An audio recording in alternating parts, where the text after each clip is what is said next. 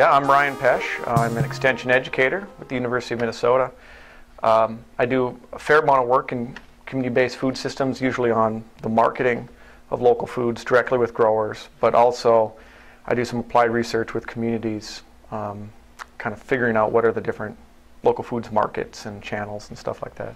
Yeah, there's certainly some difficulties for farmers distributing food, maybe even excess food left over from a farmer's market, or just excess that you might have getting it to a food shelf.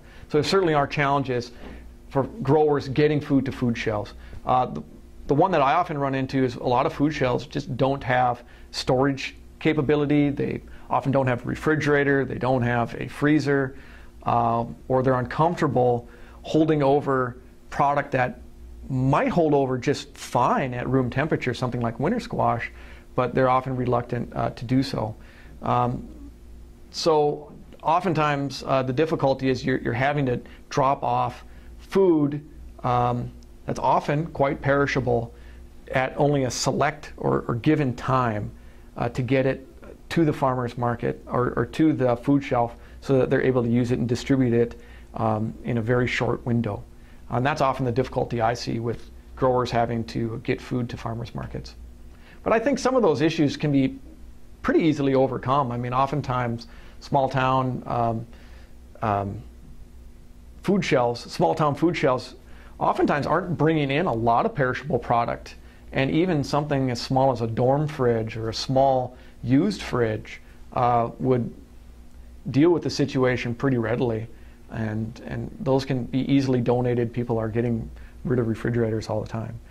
We're seeing here in Minnesota is a Second Harvest Heartland is actually, and they're a distributor for foods to local food shelves.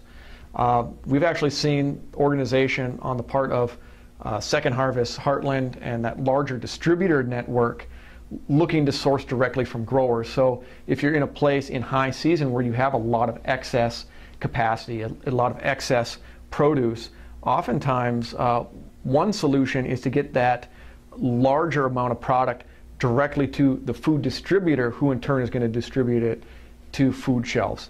And I know I've had conversation with someone from Second Harvest Heartland. They've actually brought somebody on staff to do some of that outreach directly to growers so that they can get in that product and buy it directly from growers, even at a larger scale, and so they get a larger amount of product at one time. It's it works for them to distribute because they have that distribution network in order to get it to local food shelves.